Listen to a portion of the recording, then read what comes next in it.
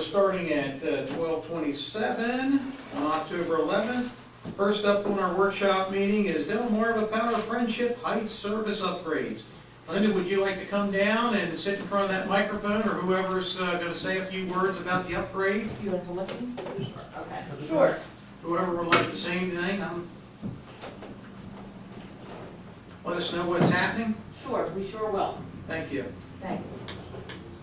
Well, first of all, thanks for having us, and we probably should do this more often, where we meet with you guys ahead of time and let you know about significant projects. We always send notes out to the customers, but sometimes we probably forget to do that for you guys, so we'll make sure that we do that going forward.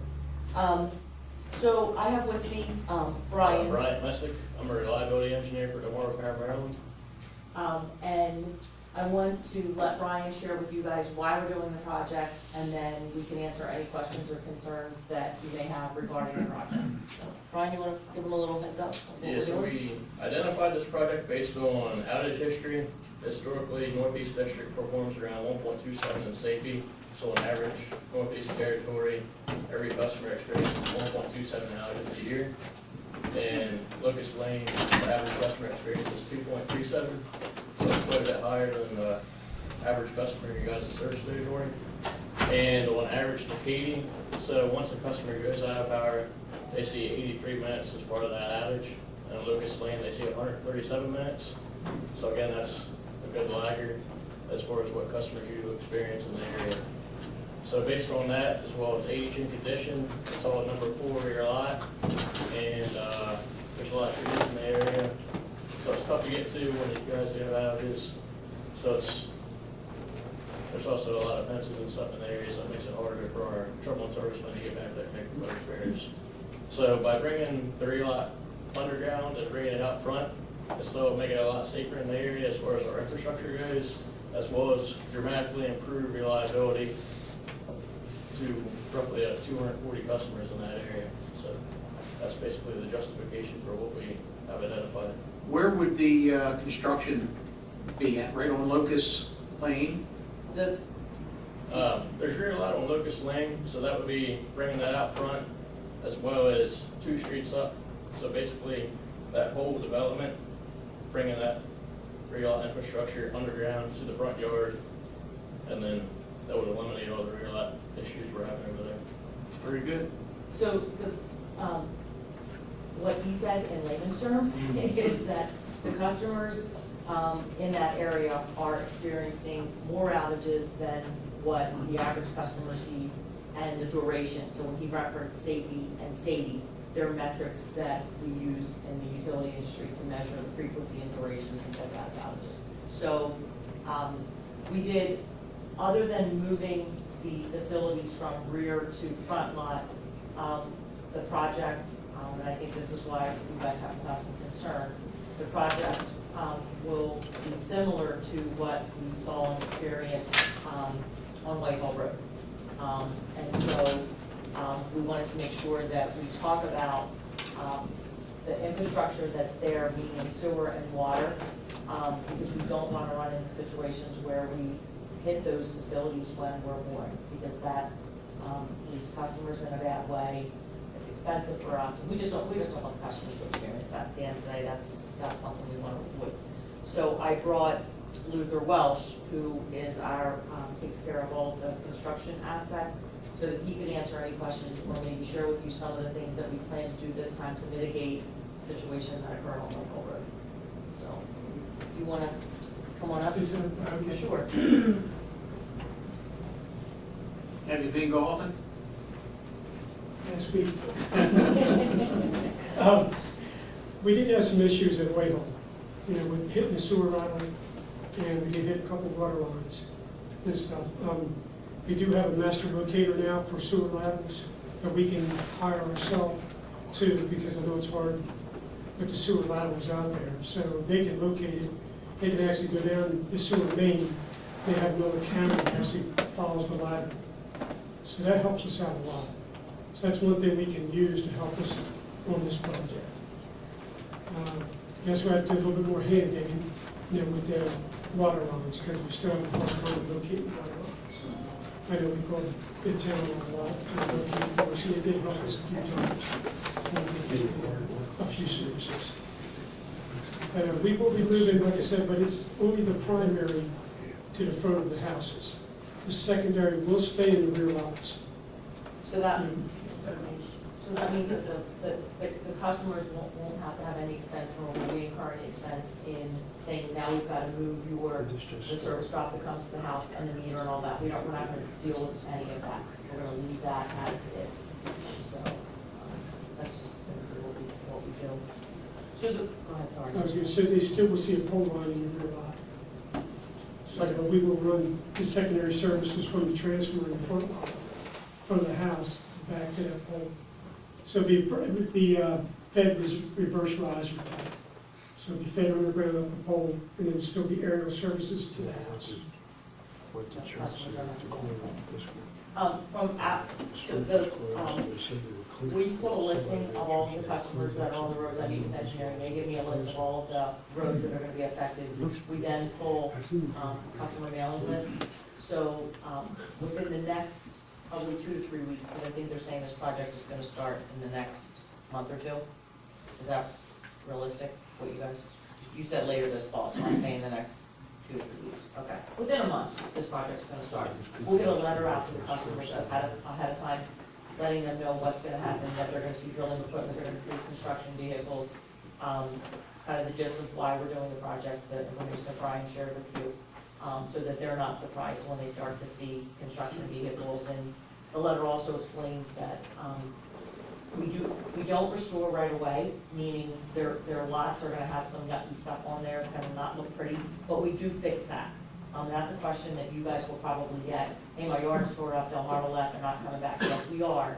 We just don't do it kind of as we go. We have the restoration crew come back, like the long guys come back and do everything after the fact. What kind of traffic plans do you have set up for that? Because that's a small, very confined street. There'll be, They have flaggers and all that stuff, so we'll shut down probably one side of the street at the time, but we'll have a flagger crew out there to flag any of our customers around and vehicles come through there. So we'll make it safe for the job site, plus also for the customers involved. and that goes in the letter as well. Basically, letting them know that in addition to the construction vehicles, that there'll be personnel to direct traffic and things like that. So you don't foresee any road closures, the entire road? It would be getting by somehow? Yes. And is this Locust Lane to Main Street, or does it stop at the Hermitage? You guys have a map? What's the south end of the development? So it's gonna be Locust Lane, Friendship Road, Clark Street, Mitchell Street, Hermitage Drive, That's the Pleasant whole Street. development. So it's basically the whole development. Just the development, so Yes. it's not gonna come beyond that into heading down towards Main Street, past the Hermitage. You got to have a lot of traffic on that to Windsor Village. And I'm saying that even though you're closing it, say Locust Lane, because of the space of the road, it's going to be, you're going to have to use by all this space around. Mitchell Street over there. I'm just saying, that Yeah. you're going to have to come up with. We can, I mean, if we can reroute traffic around, we'll do that to make it safe for everybody. That's probably We going can to do be. that. I'll let, so typically the flaggers have a master flagger, basically a supervisor that's in charge of traffic control. They will meet with us prior to the job start, so they have a good understanding of kind of what we're looking for, and then you can share that with them. Yeah. Is there- We can get back to the contractor in a second, and that's going to be doing the job too, so. As of right now, we don't know what contractors doing the job. And we can, if you guys want us to leave that, we can leave the, that site map with you if you want, because I have another one to make in front of it if we need them. That way you can have the Dan, if you want one, we'd be happy to give it to you. Do you know What's the length of timeframe? this, what's the length of this job? Yeah, the project. How, do you have an estimated how long the project Do will that be? right there.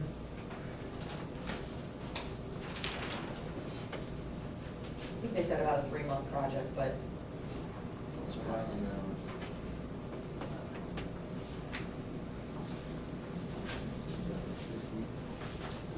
We'll say, we'll say 2 months. All right. And it's all in the weather and all that stuff too, so. Okay.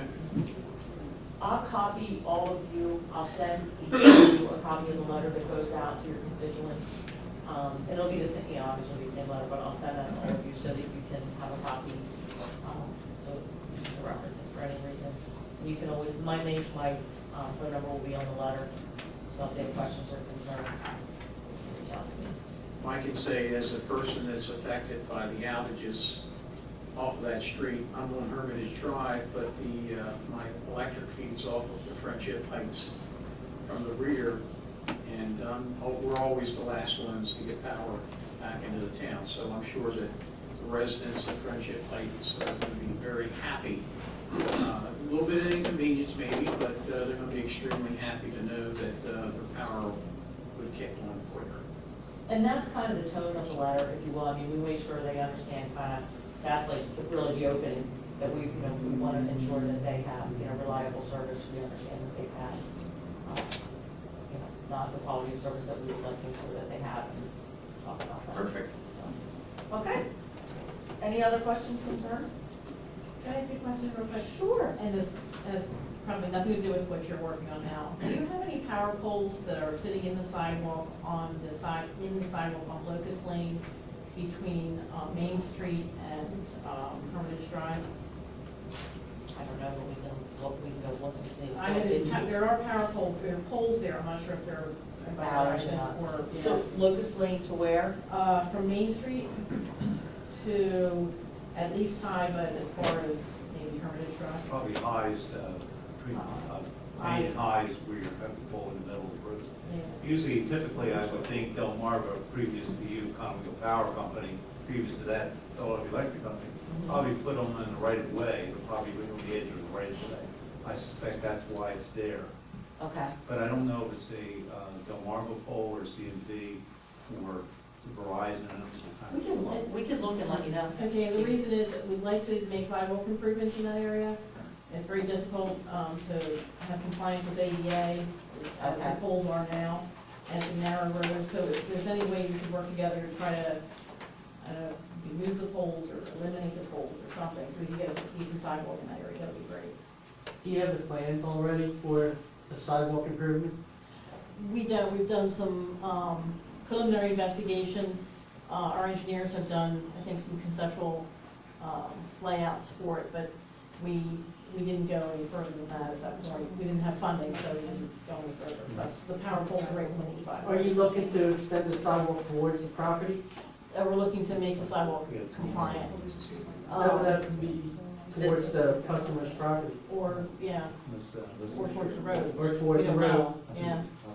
I mean, in a situation like that happened up in Whiteford Road in front of Dublin Elementary School, and the solution was to bump out the sidewalk, come around the pole, still maintaining the ADA width of the sidewalk. Well, the poles are in not great shape. They're leaning. A lot of poles are leaning, and so we were wondering if there was any plans for upgrading or replacing the poles, and if so, could we work together on that? Yeah, we should definitely work together because the sidewalks are very narrow, and they're on The east side of the east side of the yeah.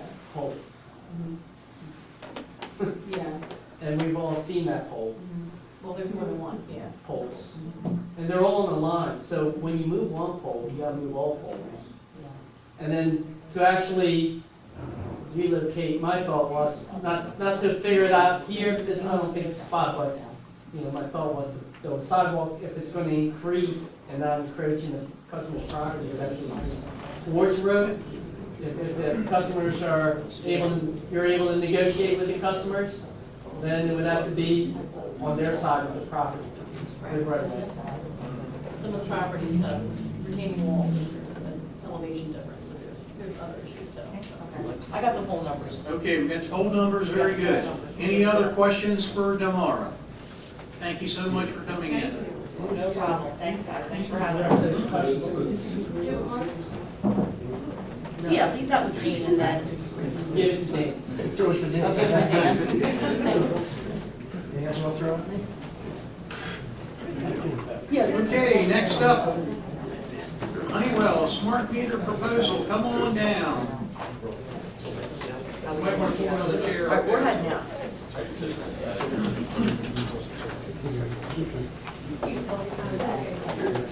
Yes.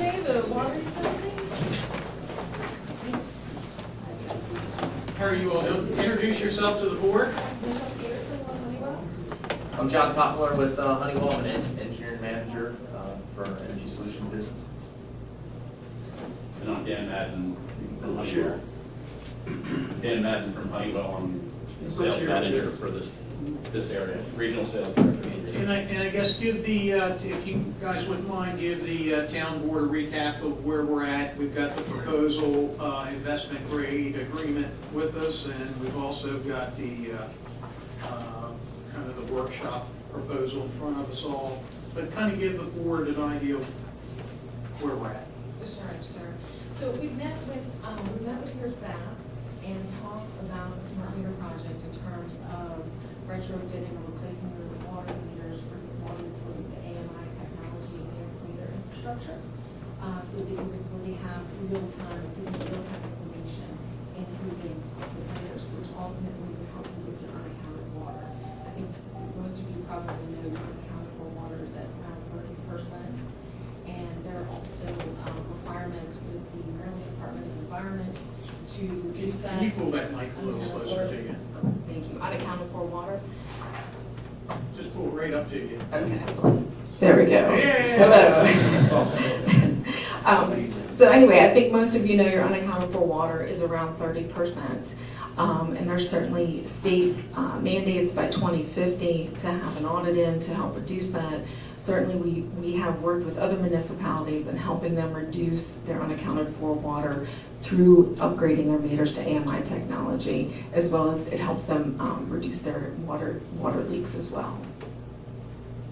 So what we're proposing is an audit to determine how much of your unaccounted for water comes from your meters and where to try to help you assess where the unaccounted for water comes from, as well as look at other technologies in terms of potentially putting in a Wi-Fi system, a town-wide Wi-Fi, to help read those meters, and then giving you access to that Wi-Fi to use it for other operational efficiencies, for other public works and other functions throughout the town.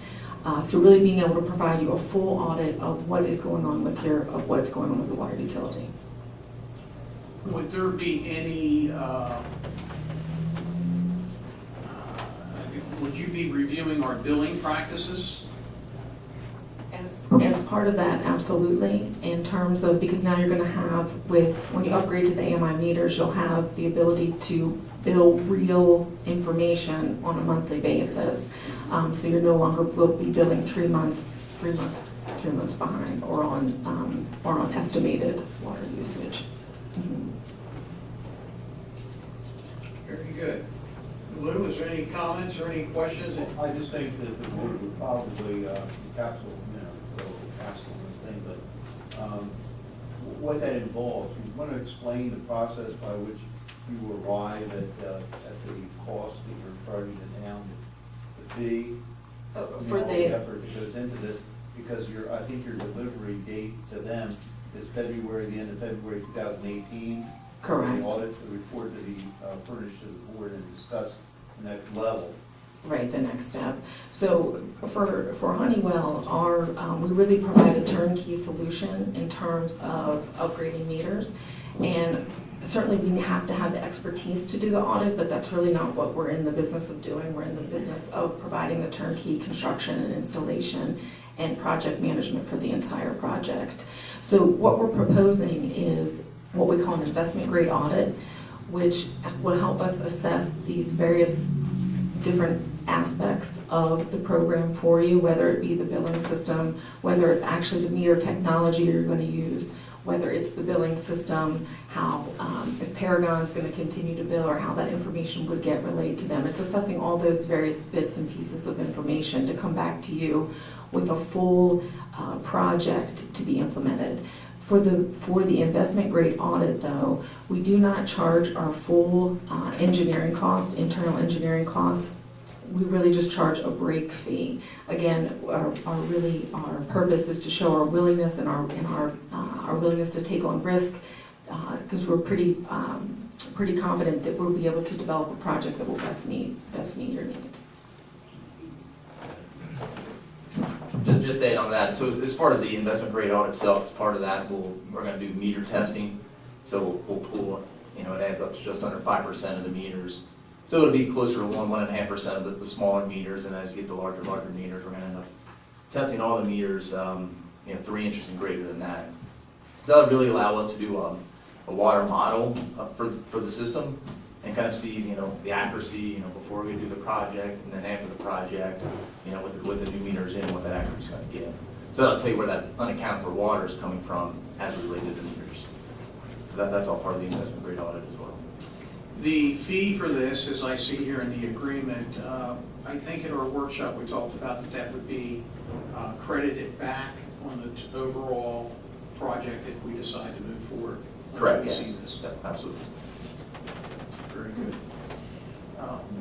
John, have you looked at the agreement yet at this point? You probably just got it. I just got it. Okay, very good. Is there any questions from the board in regards to the smart meter technology moving forward, or anything that I've been kind of hands-on a little bit with this, and what I liked, quite frankly, what I've liked about the Honeywell proposal is I've stated that I wanted to see a turnkey operation. I didn't want this thing to drag out for years and years and years and years. And during our workshop session, it was stated to me that if we move forward with this part of the project, then we're looking at possibly a 4-month, I don't want to hold you to it, but we were looking at about 4 months, we're totally up and running with our whole new system. Is that correct? Am I correct in saying that, or am I incorrect? If we move forward. So we were looking at, if we move forward with this part, and then we give the green light to move forward with the meter technology and getting all the installs, we were looking at possibly a 4 to 5 month period. Yeah, the investment grade audit will take about 3 to 4 months, and then get into the construction piece of it. So we may budget, we don't quite have the detailed construction, that'll be part of the investment grade audit. We'll probably budget a month or 2 in the beginning and the end, we'll just kind of ramp up and ramp down. But that hardcore construction can be over in that timeline. And just to add to the board that we would be, certainly we're involved in that project on a daily basis, but Honeywell would be handling all the calls to the residents. Can you explain that process real quickly to the board, how that would work? The construction phase. Oh, the construction phase.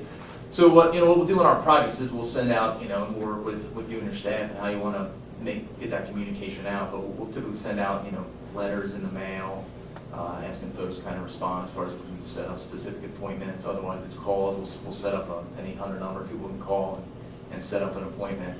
My understanding, you have meters in the pits and then meters in basements. So certainly, we'll be working really closely with the customers to get in the house. I think our struggle is if the resident doesn't respond as far as, hey, I want to make an appointment to get this new meter. Yeah, we certainly happened before where we'll need to send out 1, 2, 3 reminders, and hopefully it gets a little down the stragglers, if you will. But we're persistent. We'll get in touch in a very nice way. Very good, I understand. So the answer is we might want to shut it down to put the new meter in. There's we talked about some language with some of our other cities. I don't think it ever came to something like that, though. As far as shut down service, but we certainly had that discussion. But they'll build in a fee to their their billing system, because ultimately it's going to it'll drag out the process and more costs will be incurred. So we talked about those kind of solutions as well. Very good. Any other questions or comments from the board on This this? is jumping a little ahead, because I was just wondering how, with different phases that you're going to, if we go with this, how is it going to go into with the billing, as long as we don't cause our customers get double billed, and we don't want to run into that problem where you got phased out, you guys want to be taking over one section, moving out, and then bill them without us having to bill, stuff like that. That's what. So we take a picture of every meter before we pull it, and then we take a picture of the new meter when it goes in there. So if somebody, if there's a perceived concern, we can go back to the picture and say, this is what the meter read when we pulled it, and this is what it read when the new meter came in. To kind of cover that sort of scenario. Right, and then to answer your question, I think as those meters get installed, we then do the new billing in batches. So we're not billing all of your new meters at one time. So we're making sure that we're taking bits and pieces at a time to make sure that that billing is correct and that it is working as we're installing the meters. Mr. Lemon? Can you tell us what the numbers are that you're dealing with? The cost of the survey and the cost of the whole project? We have not received a cost of the construction part. The Phase A, this $150,000 initial fee would be to determine the total cost of the whole project. And I would say that that's probably, my guess would be maybe a 10% number or so. I don't know. I don't know. This is the final contract? Yes. Have they given any, We have not received any information as far as I have not. Have you received anything? No, we haven't. They won't know, Honeywell won't know how the performance contract will be compensated until they finish the audit, and then they'll develop their pricing. based on the time frame, I just heard it would be done around the 1st of July, the whole project? It could be done by the end of July if we continue to move forward in a positive way. Yeah, I'm saying if we continue down. Yes. Thank you. Any other questions or concerns? Yes, sir, Mr. Ryan. I'd like to bring up one topic. As it relates to the water modeling, you guys are going to take that sample, that 5% sample, and you're going to use that to extrapolate a number for a town-wide water use. And the idea is that that can be compared to the actual meter use, and then we can realize some lost revenue and we can make some projections. In terms of the town's water audit and their work with the state, when you get that value, I would like to work with you on that value that you get, because we can compare that to a number we feel much more confident about, which is the water meter coming into the town, the metered source water coming into the town. If your model predictions match that, that answers a lot of questions for the town on, hey, this isn't real lost water. We don't have leaky pipes. That'll be great information for us to give to the state. And it'll also confirm the analysis that you've done. We'll know the piston that's not firing is the downstream meters. So can we share that information as soon as you have it available? Yeah, absolutely, yeah. I mean, we'll be working very, very closely on this one, so absolutely. Great. I think that would be helpful, if not to put some minds at ease as far as 29%. And I want to say we're still waiting for your recommendation if we're supposed to move forward or not. So I want to put the pressure back on you back here. It's my decision right now, the recommendation to move forward. Very good. Any other questions or comments? Thank you all so much. Thank you.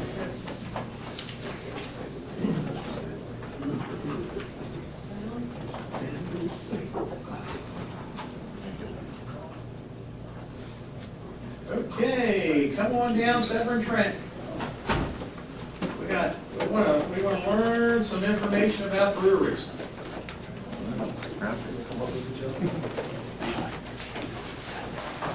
How's Jason and Jeff doing? Good seeing you. Let's give it a couple seconds till Charlie gets back. If you could.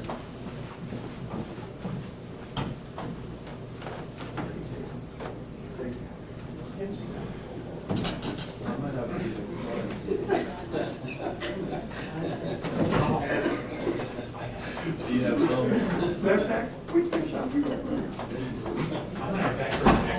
Well, let's get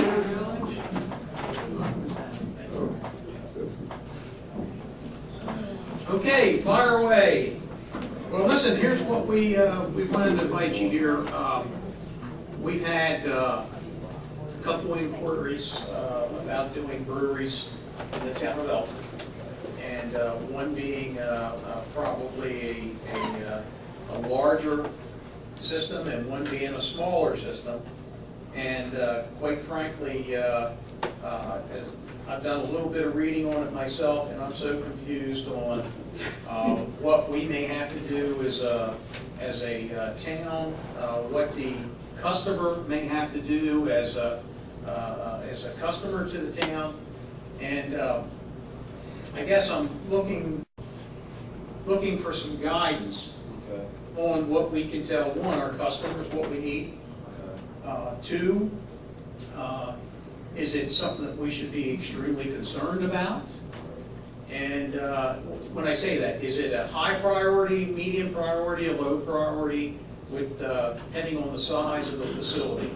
So I guess those are kind of the things that we're looking for. So help us out here. Okay. Educate us a little bit. All right. Well, from what I've read a little bit into this, the beer brewery, I think it should be a major concern, to be honest with you. One, for the BOD, that could be a concern coming in. More BOD equals more money for you to have to spend to treat the wastewater, pretty much, right? Your aeration costs are gonna go up, and your sludge disposal, you create more sludge. Okay. There's the potential for the use of additional chemicals. Potential. That's the operative, I guess, word from this discussion. Right. We've seen nothing in writing in terms of any kind of application from any of these breweries. If there is something, we'd like to take a look at it. Typically, you would ask them to do an application for an industrial pretreatment permit, or at least a questionnaire that we could provide, that they could do, and then we could evaluate, like, what kind of systems that they're gonna run, how many gallons per day they estimate. I mean, if it's something small, it has the potential of not having much of an impact at all, but it's hard to determine if that small, you know, if you approve this small facility to come into the town, and then they start growing and become bigger and bigger, how do you regulate them then? You know what I mean? That's the concern that I have. I guess where I'm getting at is, I mean, is this like pounds and pounds and, I mean. Depends on the brewery size, you know what I mean? It could be something insignificant, or it could be something that you're gonna be spending a lot of money on. It's gonna start, it could have a big impact on your infrastructure too, on your sewer lines. It could eat it away, cost you potentially a lot of money. It's all dependent upon the sizes of these breweries, you know, that they wanna come in. With the history that I know Severn Trent is in areas where there's other breweries in the area. What has these breweries had to do? Give me some type of idea. Do we know? In terms of what they might have to do, it could involve significant amounts of pretreatment. It all depends on the load that's going to be generated. It has the potential to have no impact. At this point in time, all we have is, I guess, conjecture in terms of, well, they're going to make 2 barrels of beer a week or this or that. And until we know more about the specifics of what's being proposed in terms of how much water they plan to use, not only over in production, but water usage for the overall installation, it's hard to say. Can I be so bold to ask that Severn Trent could develop a worksheet for us to give to our prospective breweries? And I think that would be a great step, because, would that help, Chip? They actually have an application, pretreatment application form that asks all these questions that the customer would, or the brewer would actually fill out. Then they can get an accurate picture of what the impact would be, whether it's significant or not significant.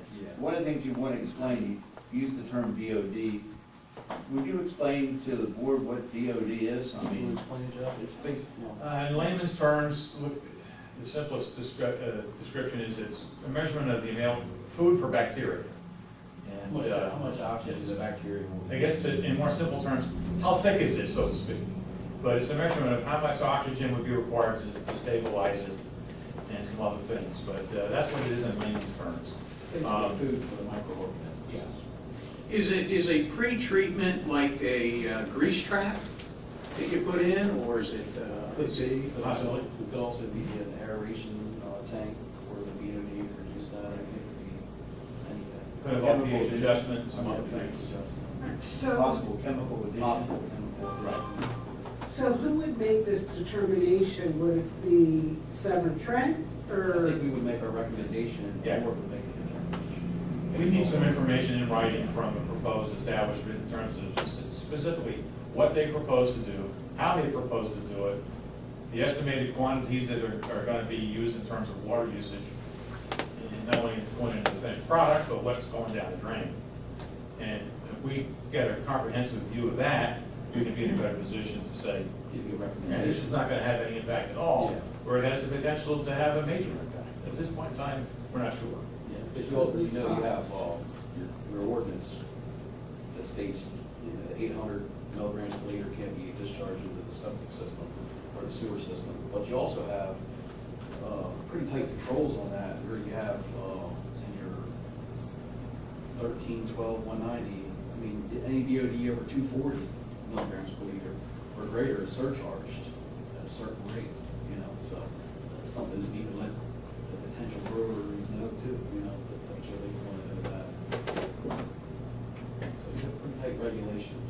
Brian? If I could just add my 2 cents, I think Jason brought up a couple really good points. One is, concentration is important, that 800 or even the 240, but you really need to know how much flow there is, because that's what the plant's going to feed. So what we've done in past situations is the application that's out there, for a project as significant as a brewery to the town of Elkton, we should add some requirements on there to make sure that Severn Trent and the town is protected in the long run. Because as you mentioned, they might come in now at 40% capacity. If they're successful, 5 years from now, you need to have a mechanism to be able to keep an eye on these limits so that they don't get that upfront approval. But the next thing you know, they're inundating your plant with 3 times the amount of DOD as they used to. That transfers the outrageous calls to the town.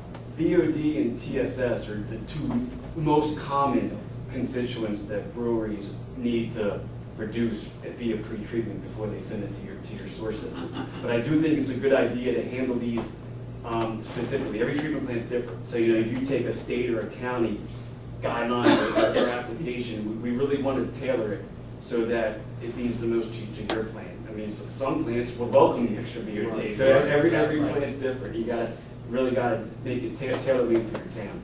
So what's the language term for TSS? We just got the. Sorry, total suspended solids. All the particulates that you see. It doesn't usually settle out.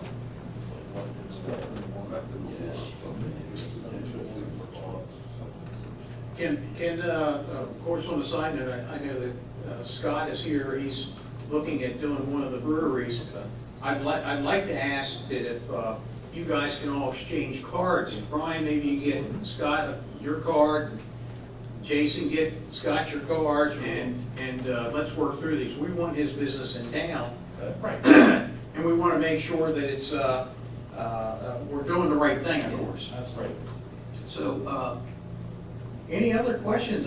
It's still, I'm still so darn confused, and I think that the bottom line is they have to fill out that pre-treatment form, submit it to you guys to look at it. You'll make a recommendation then at that point to Chip or to us, and we decide whether there has to be any changes to their system or not. Right? Sounds like pretty simple, right? Really? Right? Yeah. Sorry, we both cleared up for you a little bit. Yeah, actually, it has cleared it up.